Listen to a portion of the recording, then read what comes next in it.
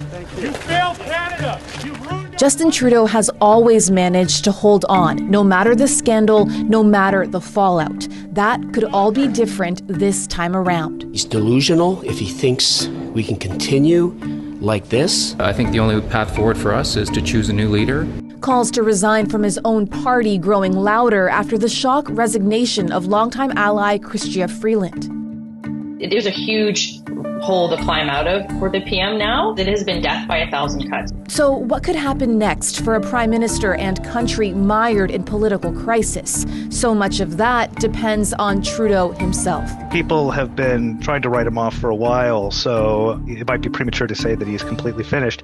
Trudeau could try to stay, and in the hours after Freeland's resignation from cabinet, he tried to carry on business as usual. As Minister of Finance, quickly swearing in Dominic LeBlanc to replace her as finance minister, and all smiles at a Liberal Party fundraiser.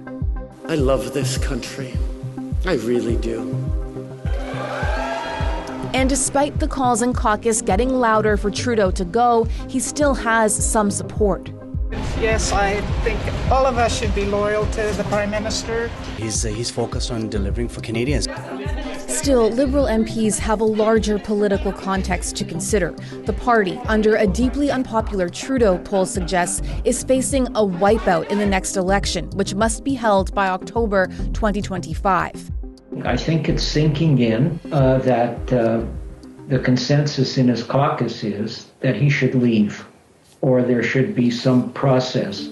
If Trudeau did step down as party leader, it would trigger an internal contest to replace him, with someone new to square off against Conservative leader Pierre Poilievre. If you hire clowns, you get a circus. And the NDP's Jagmeet Singh. He has failed. He has to quit.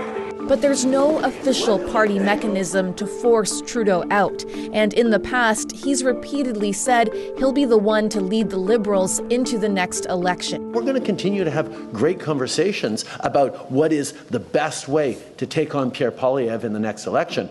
But that'll happen with me as leader.